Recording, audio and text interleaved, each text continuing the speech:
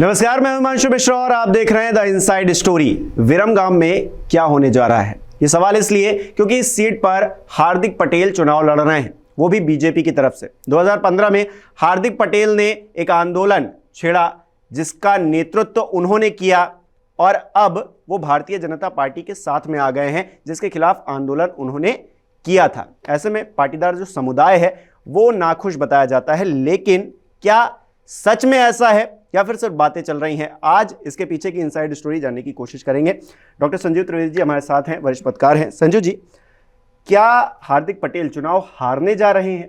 ये थोड़ा कठिन सवाल है, थोड़ा हार्श है, लेकिन क्या ऐसा होने वाला है? क्योंकि अगर आपका समुदाय ही आपके साथ में नहीं होगा तो आप हार जाएंगे, ये सच है। और जिस आरक्षण की मांग को लेकर आप नेतृत्व कर रहे थे एक आंदोलन का, जिसके खिलाफ कर रहे थे, उसी के साथ अगर खड़े हो जाएंगे तो लोग तो नाराज होंगे ही। हार्दिक पटेल एक ऐसे नाम है हिमांशु, जो कि अभी गुजरात में चुनाव होने हैं, तो अगर उंगलियों पर कुछ नाम गिने जाए जो गुजरात के बाहर के लोग हैं, उनसे पूछा जाए कौन कौन चुनाव लड़ रहे हैं, तो उसमें हार्दिक पटेल का नाम आएगा। बिल्कुल, वो एक ऐसा चेहरा, एक नाम जो 2015 में जब वो लोगों के सामने आए एक आंदोलनकारी के तौर पर, तो उसके बाद उनका कद बड़ा होता चला गया। और जिस तरह से नतीजे 2017 में आए, तो बहुत बड़ी भूमिका उस पाटीदार अनामत संघर्ष समिति की थी, जिसके मुखिया के तौर पर हार्दिक पटेल ने तब की भाजपा सरकार के खिलाफ आंदोलन किया था। लेकिन कालचक्र तेजी से घूमा और एक खूंखार शेर अचानक से जब महत्वाकांक्षाओं के दबाव में आता है तो कैसे वो टेम कर लिया जाता है, कैसे वो एकदम पालतू सा हो जाता है, उसकी तस्वीर आज की तारीख में हार्दिक पटेल है। हार्दिक पटेल जो कि केवल नाम ही काफ़ी वाली बात उनके साथ लागू थी। प्रदेश में कई जगहों पर उनको चुनाव प्रचार के लिए बुलाया जा रहा था भाजपा के खिलाफ। 2017 के चुनाव में हमने देखा था।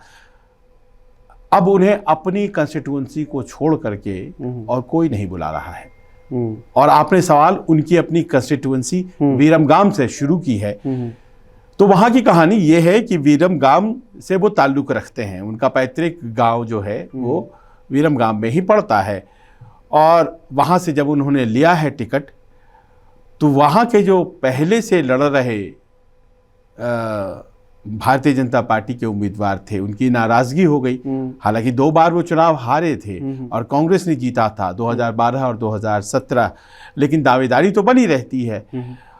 और सबसे बड़ी बात यह है कि जो उनकी ताकत थी 2015 में, पाटीदार अनामत संघर्ष समिति, ओबीसी में आरक्षण चाहिए, इस मांग के साथ जो वो खड़े हुए थे, वही आज उनकी कमजोरी हो गई है। और इस कारण से अब लग रहा है कि कहीं इसका उनको चुनावी नुकसान तो नहीं होने वाला है। इसलिए भी क्योंकि जैसा कि आपने बताया कि 2 बार से कांग्रेस का प्रत्याशी उसी सीट पर जीतता आ रहा है। जब आंदोलन चल रहा था तो हार्दिक पटेल कहीं ना कहीं कांग्रेस के बिल्कुल समर्थन में उन्हीं के साथ थे। अब जब वो हटकर बीजेपी में आ गए हैं और 2 बार से सीट वहां पर कांग्रेसी जीतता आ रहा है, तो कांग्रेस के लिए ये आसान हो गया है ये कहना कि देखिए ये भाई साहब उधर चले गए हैं भले ही, लेकिन हम अभी भी अपनी बात पर अडिग हैं और भारतीय जनता पार्टी के खिलाफ ही बोल रहे हैं या फिर बात कर रहे हैं। मैं आपको इसके जवाब में एक छोटी सी कहानी सुनाता हूं कि साल 2015 में एक 22 साल का लड़का अपनी बहन के एडमिशन के लिए स्थानीय विरमगाम के किसी इंस्टीट्यूट में जाता है और वहाँ पर उसके मार्क्स होने के बावजूद उसकी बहन का एडमिशन नहीं होता है। उससे नाराज़गी होती है जब वो पाता है कि ओबीसी एससी एसटी वर्ग के जो कैंडिडेट हैं उनका उसकी बहन से कम मार्क्स है, फिर भी एडमिशन हो जाता है। उसके बाद वो मांग करता है कि हमें भी ओबीसी में आप डालिए ताकि हमें मौके जो अवसर नहीं मिल रहे हैं वो हमें मिले। और फिर वो मीटिंग कॉल करता है और अप्रत्याशित रूप से लोग उनके साथ जुड़ते चले जाते हैं। यानी कि उस वक्त की जो बीजेपी की सरकार थी उसके खिलाफ वहाँ पटेलों के भीतर एक नाराजगी का वातावरण बना, या पहले से थोड़ा जो बहुत था उसको बढ़ाया गया और उसी की शक्ल थी पाटीदार अनामत आंदोलन जो था, पाटीदार अनामत संघर्ष समिति के जरिए। और ये इतना बड़ा हो गया जिसकी कल्पना भी नहीं की जा सकती है। लोगों को याद है कि 2015 में कैसे एक कॉल पर लाखों लोग, पटेलों समुदाय के पटेल सबसे हावी वहाँ पर हैं, लोग कहते हैं 15 से 18% उनकी आबादी है, वो सारे जमा हो गए अहमदाबाद में। और उसके बाद से उन्होंने भाजपा के खिलाफ आंदोलन किया। अब आप जो कह रहे हैं, आज की तारीख में उसी विरमगाम में वो भाजपा के लिए वोट मांग रहे हैं, अपने लिए वोट मांग रहे हैं। ये फुल सर्किल जो है with in a span of 5 years लोगों का मिजाज उन्होंने खुद भाजपा के खिलाफ बनाया था। आज वो खुद लोगों को कहते हैं कि भाजपा को वोट दो, मुझे वोट दो। अब चूंकि वहां आंदोलन करने वाले सबसे ज्यादा वहीं से गए थे, वो उनका गृह क्षेत्र था, और आज भी पटेलों की संख्या वहां जबरदस्त है, तो पटेल वोट उन्हें मिलेगा ये सोचकर वहां से उन्होंने टिकट लिया है। पर उनको याद कीजिए जो इस आंदोलन में शहीद हो गए। ऐसे 14 परिवार हैं, 14 परिवारों के लड़के मारे गए थे, और सरकार ने कहा था उस वक्त कि हम नौकरियां देंगे इन परिवारों को। कोई नौकरी आज तक नहीं मिली है। वो सरकार के खिलाफ आंदोलन था, तो कौन बहुत ज़्यादा नौकरी देने के लिए आगे आएगा। इतना ही नहीं, करीब 700 ऐसे लोग थे जिनके ऊपर मामले दर्ज किए गए, केसेस चली। वो केसेस आज भी जिंदा हैं। भारतीय जनता पार्टी की सरकार उनके खिलाफ केस लड़ रही है। क्रिमिनल केसेस हैं वो सारे के सारे, आगजनी, राइटिंग, इस तरह के केसेस हैं दंगा फसाद करने के। वो सारे केसेस उन लड़कों के ऊपर हैं। उनके करियर तबाह हो गए, क्योंकि अब वो किसी भी सरकारी नौकरी में एग्जाम में बैठेंगे तो उनको लिखना पड़ता है कि उनके ऊपर राइटिंग का केस चल रहा है, दंगा फसाद करने का केस चल रहा है, और ये अयोग्यता होती है एक तरह से सरकारी नौकरियों में। ये सब एक तरफ, कई लोग ऐसे हैं जो अपंग हो गए, लकवा मार गया, गोली चली तो गोली लग गया, पुलिस की लाठियां पड़ी तो आज भी एक अंग सुन्न है। ऐसे लोग अभी भी उसी समाज में जिंदा हैं। तो हार्दिक पटेल क्या कहते होंगे जब उन लोगों के बीच में जाते होंगे? और एक चीज़ और कि क्या मजबूरी है, आप आंदोलन कर रहे थे अपने समाज के लिए, वो आंदोलन कितना सक्सेसफुल रहा या फिर अनसक्सेसफुल रहा वो बात की बात है, लेकिन आप आंदोलन कर रहे थे, फिर आप जेल भी जाते हैं। बावजूद इसके जिस समाज ने आपको खड़ा किया, इतना नाम बनाया, आपके साथ खड़ा रहा, उसी के खिलाफ आप अगले चुनाव में खड़े हो जाते हैं। क्या मजबूरी नजर आती है हार्दिक पटेल की? अब हार्दिक पटेल इसका बेहतर जवाब देंगे, लेकिन जो दूर से समझ में आता है वो ये है हिमांशु के उन पर अचानक से बहुत से मामले लाद दिए गए। डर गए? नहीं, शुरुआत में तो नहीं डरे। उनको जिला बदर ही नहीं बल्कि उनको तो राज्य से भी दूर कर दिया गया, और उदयपुर में वो रहने लग गए। और उदयपुर में रहने के बाद कई महीने रहे, फिर कोर्ट से जाके रिलीफ लिया उन्होंने, तो वापस अहमदाबाद आए। लेकिन फिर उनको विरमगाम नहीं पहुंच सकते हैं वो, ये भी कह दिया गया भाई आप मेहसाणा नहीं जा सकते हैं।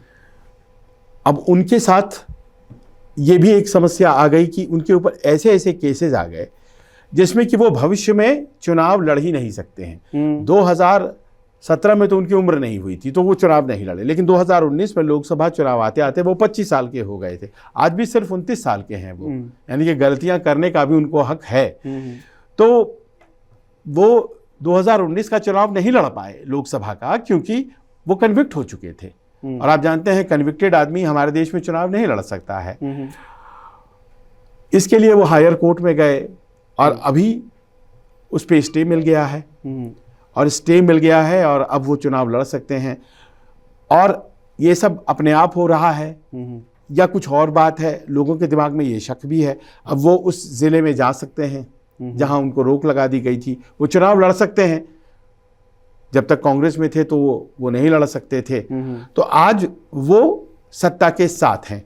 पर जैसा कि मैंने शुरुआत में कहा कि आप योद्धा हैं, और अचानक से जब सत्ता और उसकी कुर्सी और सत्ता की चौखट पर पहुंचते हैं और वहां सर नवाते हैं, तो सच्चाइयां बदल जाती हैं। जिनके लिए आप हीरो थे 2017 में, मात्र 23 साल का लड़का, उसकी बातों पर विश्वास करने के लिए लोग लाखों की संख्या में चले आए बाहर। पूरे देश में अगर कोई व्यक्ति उस तरह से खड़ा हुआ था भारतीय जनता पार्टी के खिलाफ तो उसका नाम हार्दिक पटेल था। और सभाएं उनकी उत्तर प्रदेश, बिहार में भीड़, कहीं भी पहुंचते थे, रेबल विथ ए कॉज, इस तरह से अंग्रेजी के अखबार लिखा करते थे। राजनीति में कुछ भी हो सकता है और सत्ता कुछ भी करवा सकती है, इसका उदाहरण है क्या ये? क्या ये इतनी जल्दी हो सकता है क्या? हाँ। इसके दूसरे उदाहरण कम मिलते हैं। इतनी जल्दी सब कुछ हो जाए 5 ही साल में, जिसमें कि आप एक ध्रुव से दूसरे ध्रुव, उत्तर ध्रुव से आप दक्षिण ध्रुव पर पहुंच जाएं, ये जो शौक होता है ना, अपना ही नुकसान करके। हाँ, ये शौक जो है ये जनता नहीं ले पाती है। क्योंकि जो हम लोग डिस्कस कर रहे हैं, क्या हार्दिक पटेल के दिमाग में ये बात नहीं आई होगी कि हमारे ही समाज के लोग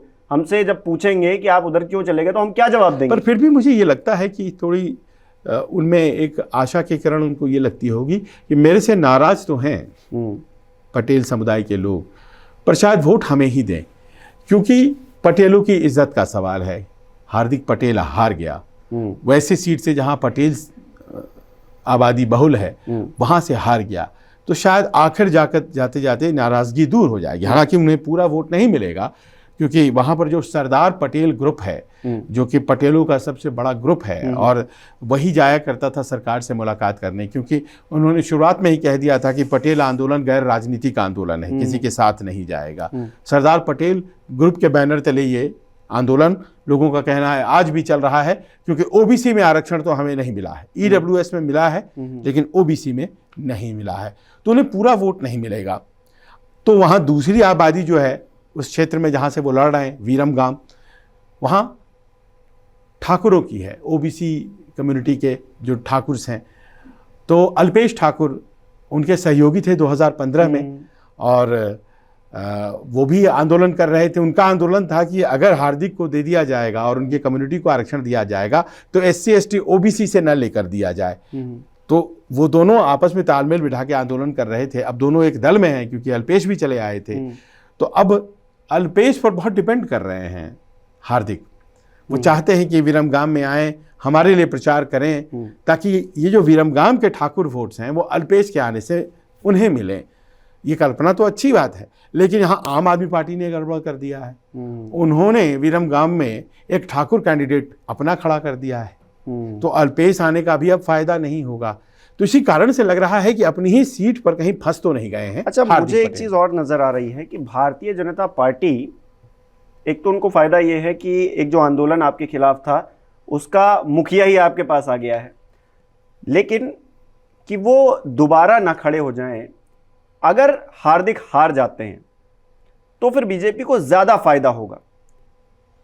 हार्दिक का हारना बीजेपी को सबसे ज्यादा फायदा पहुंचाएगा। क्यों?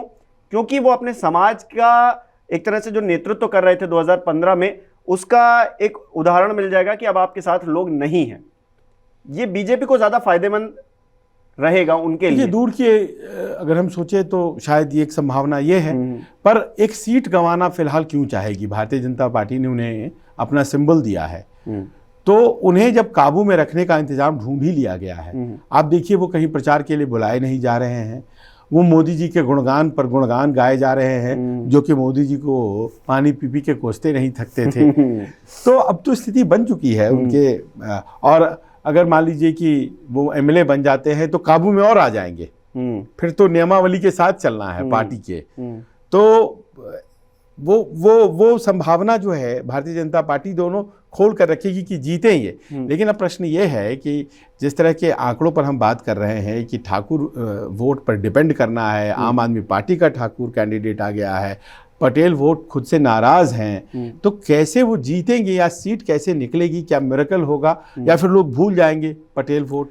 शायद ये कह रहे हो हार्दिक पटेल चुनाव प्रचार में इस बात का जिक्र कर रहे हो, पर्सनली जब जाके टॉक करते होंगे कि हम सत्ता में हैं, आ जाएंगे तो आपको जो हम वादे 2015 में कर रहे थे वो पूरा करके देंगे। नहीं, वो कह चुके कि हमने कर दिया।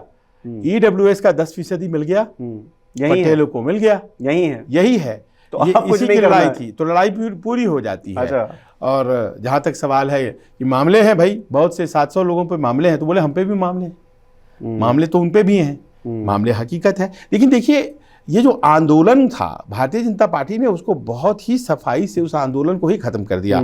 आप हार्दिक की बात कर रहे हैं, अल्पेश की बात कर लीजिए, जिग्नेश मेवानी की बात कर लीजिए, ये अल्पेश और जिग्नेश की ही बात अब।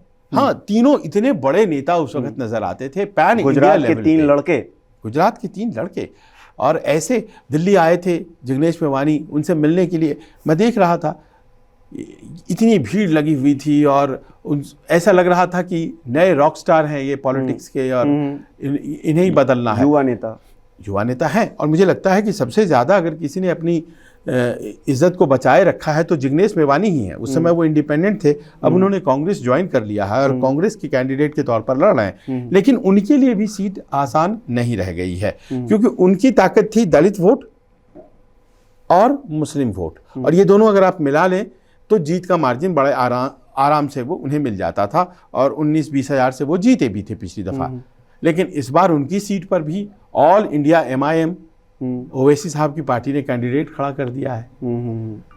तो आप ये समझ लें कि अब उनके ही वोट बेस में सेंध लग गया है। तो इसका अर्थ ये भी है कि वो भी, उनका जो डावाडोल हो गया है मामला। नेता अच्छे हैं, और अभी भी लोग मानते हैं इस बात को कि उन्होंने कोई पाला नहीं बदला, दबाव उन पर भी आए होंगे जो अल्पेश ठाकुर पर और हार्दिक पटेल पे आए होंगे, लेकिन उन्होंने थामे रखा। और वो 5 साल में जिस तरह से चीजें बदली हैं, अगले 10 साल में आप इन 3 नेताओं को, स्पेशली हार्दिक पटेल को, आप कहां देखते हैं? क्या इनका कोई भविष्य देखते हैं आप राजनीति में, गुजरात की राजनीति में?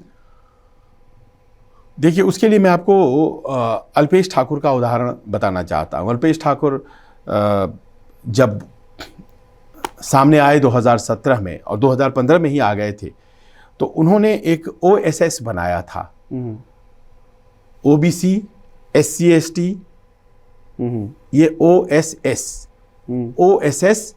और उन्होंने कहा कि गुजरात में जो शराबबंदी है वो तरीके से लागू नहीं है, जनता रेड करेगी, और उन्होंने जनता रेड का फॉर्मूला चलाया। अच्छा। देखिए, क्रिएटिव था सोच, और हर उस जगह पे पहुंचते थे और कहा सरकार को कि आप अगर इसको नहीं सुधार पाएंगे तो ये OSS सुधारेगा, और जनता रेड कर करके सुधारा, और टाइम देते थे और पहुंच जाते थे। लोगों में अजीब एक जागृति सी आई उनके इन कोशिशों से, अच्छा लगा। लेकिन देखिए, उसके बाद क्या हुआ कि वो अल्पेश ठाकुर कांग्रेस की टिकट पर चुनाव लड़े राधनपुर से, और अपने आप को राजनीति में ले आए। राजनीति में आकर के वो सीट भी जीत गए। सीट जीतने के बाद कांग्रेस में उनके साथ जो नेताओं के संबंध थे वो बेहतर नहीं रहे। तो उसके बाद अब ये हुआ कि भाई क्या करेंगे अल्पेश ने फिर पार्टी छोड़ दी। S जयशंकर को जिताने का सवाल था राज्यसभा में 2019 में, और कुछ वोट कम पड़ रहे थे, तो अल्पेश ने वोट डाल दिया, उनकी सदस्यता चली गई, और लेकिन वो भारतीय जनता पार्टी में शामिल हो गए। भारतीय जनता पार्टी के उम्मीदवार को, जो अभी विदेश मंत्री हैं, उनको समर्थन दे दिया। फिर उसी जगह से बाई इलेक्शन हुआ, राधनपुर सीट, और इस बार अल्पेश हार गए। लोग स्वीकार नहीं करते हैं। आप अपने मन में खिचड़ी पका लीजिए। यानी कि हार्दिक का जो रास्ता है वो आसान नहीं होने वाला है इन चुनाव में। अब देखिए, अगर इन चुनाव के आप आईना मान रहे हैं हाँ। इस कहानी को अल्पेश की, तो हार्दिक की राह आसान नहीं है, और ये चुनाव तय कर देंगे कि भविष्य क्या रहने वाला है हार्दिक का। नहीं, ये चुनाव नहीं तय करेंगे। अब देखिए ना क्या हुआ कि घबरा से गए अल्पेश, तो अल्पेश ने सीट बदल दी। अब वो गांधीनगर आ गए हैं, साउथ गांधीनगर से लड़ रहे हैं, तो आप वो सीट छोड़कर भाग गए जहां से आपको जिताया गया और फिर हरा दिया गया। लेकिन यहां जो सिटिंग MLA का कटा है, अब वो उनके खिलाफ हो गया है। लोटस सिंबल पर वहां कोई जीत रखा था साउथ गांधीनगर, अब ये उन्होंने ले लिया अपने प्रभाव से, तो उनको विरोध का सामना करना पड़ रहा है। हार्दिक का उन्हें इंतजार है कि पटेल आके हमें पटेल वोट दिलाएंगे। अब ये हार्दिक अल्पेश की कहानी में क्या हार्दिक की कहानी है? और लेकिन अब ये आपने जो कि भविष्य का पूछा है, तो मैं मानता हूं कि तीनों की जो उम्र है ना वो कम है। सबसे कम तो आप जानते हैं हार्दिक मात्र 29 साल के हैं। अल्पेश अभी इस वक्त 47-48 साल के हैं, और जिग्नेश मेवानी 42 साल के हैं। इनके पास समय है, और इस तरफ और उस तरफ ये दोनों देख चुके होंगे। अगला चुनाव तो इनके पास है ही। इस बार जो भी नतीजे आते हैं, इनके पास राजनीति ने इतना इनको मोहलत तो देना ही है, क्योंकि इन्होंने एक ऐसा काम किया था, स्थापित सत्ता के खिलाफ खड़े हुए थे और उसके लिए हिम्मत चाहिए। वो खड़े हुए और उन्होंने दिखाया खड़े होकर के कि हिलाया जा सकता है। वो जो शेर है कि एक तबीयत तो एक पत्थर तो तबीयत से उछालो यारो, तो उन्होंने उछाला और गुजरात में भारतीय जनता पार्टी की सत्ता को हिला दिया। ये अलग बात है कि सत्ता में पावर होता है, यूसर्प कर लेता है, लेकिन जो पत्थर उछालने वाले थे वही पत्थर पकड़ कर बैठे हुए हैं, ये अलग पर ये है कि जनता मान लीजिए जो भी इस बार करती है, अल्पेश के साथ तो वो कर चुकी है, क्या हार्दिक के साथ भी वही करने वाली है? और जिग्नेश मेवानी, क्या ये जो नया सिस्टम चला है जिसमें कि गैर भाजपा वोट मट जाते हैं, तो क्या उनके वोट बटने वाले हैं ओवैसी जी के कैंडिडेट के जरिए? ये गुणा गणित भी इंपॉर्टेंट बहुत इंपॉर्टेंट रहने वाला है। लेकिन फिर भी मैं मानता हूं इन तीनों के पास समय है और गुजरात की राजनीति को आने वाले दिनों में ये अगले चुनाव तक फिर से दिशा देने के लिए सक्षम होंगे। चलिए, बहुत बहुत शुक्रिया संजीव जी जुड़ने के लिए। विरमगाम की जनता तय करेगी कि आखिरकार हार्दिक पटेल के साथ वो है या फिर नहीं है, या फिर क्योंकि हार्दिक पटेल सत्ता के साथ में आ गए हैं तो जनता तय करेगी, बताएगी कि आखिरकार वो किसके साथ जाना चाहती है। हमें कमेंट करके बताएं कि कैसा लगा आपको ये शो और आपको क्या लगता है हार्दिक पटेल का भविष्य क्या होने वाला है। नमस्कार, मैं हूं मानक गुप्ता। अगर आपको हमारा ये वीडियो पसंद आया हो तो इसे लाइक और शेयर जरूर करें और हां, हमें सब्सक्राइब और फॉलो करना ना भूलें ताकि आप देश और दुनिया की कोई खबर मिस ना करें। तो जुड़े रहिए हमारे साथ और देखते रहिए न्यूज़ 24।